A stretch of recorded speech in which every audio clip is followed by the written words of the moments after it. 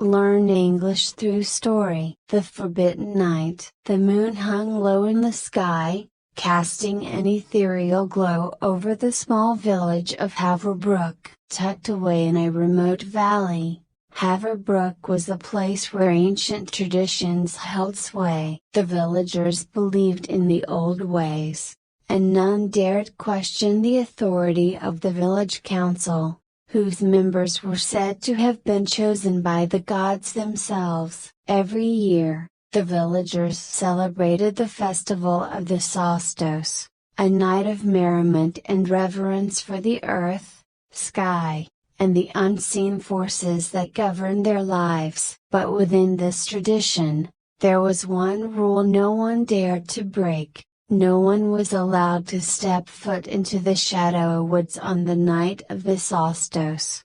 The Shadow Woods bordered the village, its towering trees looming like silent sentinels, their branches twisted and dark. No one knew what lay beyond the woods, and perhaps that was for the best. The elders warned of ancient spirits, hungry for human souls, who wandered the woods after dark. For generations, the story of the Forbidden Night had been passed down, a night when the veil between the living and the dead grew thin, allowing the spirits to roam freely. The elders told tales of those foolish enough to enter the woods on this night, never to return. Leona, however, was different. A young woman with fire in her heart and curiosity that burned brighter than fear, she often felt constrained by the rigid traditions of the village. Since childhood, she had been drawn to the Shadow Woods, intrigued by its eerie beauty. Leona would often sit at its edge, gazing into its depths, wondering what mysteries lay hidden within. Though she respected the village customs, there was a part of her that longed to defy them, to understand why the woods were forbidden. As the solstice approached, the village was abuzz with excitement. The festival preparations were in full swing. Banners were hung, food was prepared, and the villagers practiced their dances. Yet, amid the festivities, Leona couldn't shake the feeling that this solstice would be different. A sense of anticipation, of destiny, tugged at her soul. On the day of the solstice, Leona's grandmother, Anya, noticed the faraway look in her granddaughter's eyes. "You've been thinking about the woods again, haven't you?" Anya asked, her voice tinged with both concern and understanding. Leona hesitated before nodding. "I don't know why, but something is calling to me. I don't believe in the old stories the way everyone else does. What if they're just myths? What if the woods are just a broken bar woods?" Anya sighed deeply, her withered hands clasping Leona's. "The world is full of things we don't understand, Leona. The woods are dangerous, not because of spirits, but because of the unknown. Sometimes, it's wiser to leave mysteries untouched." Leona appreciated her grandmother's advice, but the pull toward the woods was too strong to ignore. That night, as the village celebrated the solstice, she made up her mind. The revelry of the festival provided the perfect distraction. When the sun dipped below the horizon, and the villagers gathered around the great bonfire in the village square, Leona slipped away, her heart pounding in her chest. The path to the Shadow Woods was familiar, though it felt different under the cover of night. The moonlight filtered through the trees, casting long shadows on the forest floor. Leona took a deep breath, steeling herself before stepping past the boundary that had held her back for so long. At first, nothing seemed amiss. The woods were quiet, save for the occasional rustle of leaves in the wind. But as Leona ventured deeper, An unsettling sensation began to creep over her, the air grew colder, and the shadows seemed to shift unnaturally, moving like living things. Her heart raced, but she pressed on, determined to prove to herself that there was nothing to fear. Suddenly, she heard a soft whisper, barely audible but unmistakable. Leona froze, her breath catching in her throat. She turned, searching for the source of the sound, but the woods around her were empty. The whisper came again, louder this time, and more distinct. It was not a voice she recognized, but it spoke her name, Lena Brokenbar. She spun around, her pulse quickening. The voice seemed to come from everywhere and nowhere at once. Panic surged within her, but her curiosity still burned. She called out into the darkness, "Who's there?" For a moment, there was only silence. Then, from the shadows, a figure emerged. It was a man, or at least, it appeared to be. His features were sharp, almost unnaturally so, and his eyes glowed with an otherworldly light. He was dressed in strange, ancient-looking garb, and though he smiled, there was something unsettling about it. "Do not be afraid," the figure said, his voice smooth as silk. "I have been waiting for you." Leona took a step back, her mind racing. "Who are you? How do you know my name?" The figure's smile widened. "I have many names. Some call me the guardian of the woods. Others call me the keeper of secrets. But you, Leona, may call me Silas." The name meant nothing to her, but there was something familiar about his presence, as if she had known him all her life. Leona's fear began to subside, replaced by a strange sense of calm. "Why have you been waiting for me?"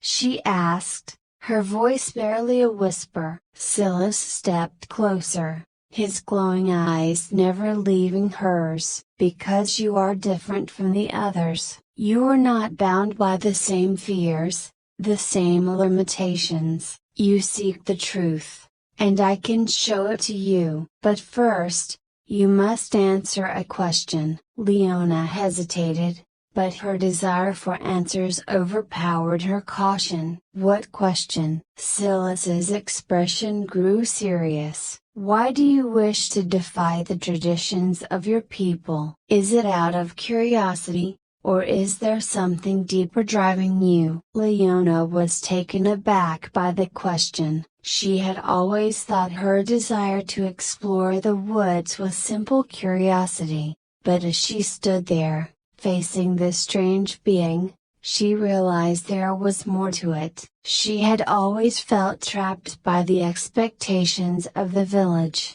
by the weight of tradition and the fear of the unknown. She wanted to break free, to carve her own path, to live without the constant shadow of fear hanging over her. "I want to understand the world," she said finally. "I don't want to be bound by fear or superstition. I want to know the truth, even if it's dangerous." Silas regarded her for a moment, then nodded. "Very well. But know this, the truth is not always kind, and it is rarely what we expect. Are you willing to pay the price for knowledge?" Leona's heart skipped a beat. "What price?" "The price of certainty," Silas said cryptically. "Once you know the truth, there is no going back. The world will never look the same to you again. You may find that the life you once knew is no longer possible." Leona considered his words carefully. She had always longed for freedom,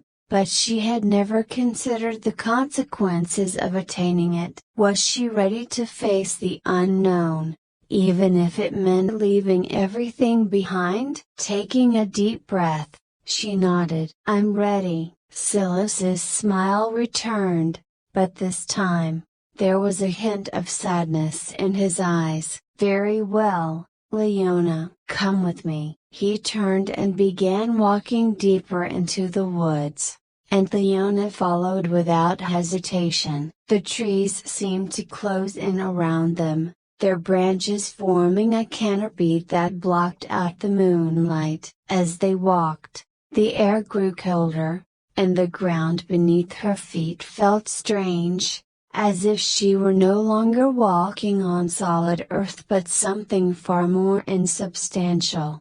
After what felt like hours, they reached a clearing. In the center stood a massive stone altar, covered in strange symbols that glowed faintly in the darkness. Silas gestured toward the altar. "This is the gateway," he said. "Beyond it lies the truth you seek." Leona approached the altar, her heart pounding. As she reached out to touch the stone, a sudden wave of fear washed over her. She hesitated, but then, with a surge of determination, she placed her hand on the altar. Instantly, the world around her dissolved into darkness. She felt as though she were falling through endless space, her body weightless, her mind overwhelmed by a flood of images and sensations. She saw glimpses of worlds beyond her understanding, of creatures and forces that defied explanation. She saw the truth of the universe, and it was far more vast and terrifying than she had ever imagined. When the visions finally subsided, Leona found herself back in the clearing. Silas stood before her, his expression unreadable. "You have seen the truth," he said softly. "Now you must decide what to do with it." Leona felt a deep sense of loss, as if something precious had been taken from her. She realized now that the village's traditions, the fear of the woods, had been a way of protecting the people from the overwhelming reality of the universe. The truth was too much for most to bear, but for her, there was no turning back. "I will live with it," she said, her voice steady. "I will find my own way." Silas nodded. "Then go, Leona. The woods will always be here, should you need to return." With that, he disappeared into the shadows, leaving Leona standing alone in the clearing. She knew, now that the forbidden night was not about spirits or curses, but about the weight of knowledge, the burden of understanding the true nature of existence. As she made her way back to the village, Leona felt both lighter and heavier at the same time. She had broken free from the chains of fear, but in doing so, she had lost the simple comforts of ignorance. The world was no longer the same place, but it was hers to navigate. The festival was still in full swing when she returned, but Leona no longer felt the same connection to it. The villagers danced and sang, unaware of the vast mysteries that lay just beyond the woods. For them, the solstice was a time of celebration, of joy and togetherness. For Leona, it was now a reminder of the price of knowledge. She watched them for a moment, then turned away, her mind already racing with the possibilities that lay ahead. The forbidden night had given her what she sought, but it had also taken something from her, a sense of peace, perhaps, or the innocence of not knowing. But in the end, Leona knew that it was a price she was willing to pay, for in the depths of the shadow woods, she had found something far more valuable than fear: freedom. I hope you enjoyed the story. If you enjoyed, then please like and share this video, and don't forget to subscribe our YouTube channel. Thank you for watching.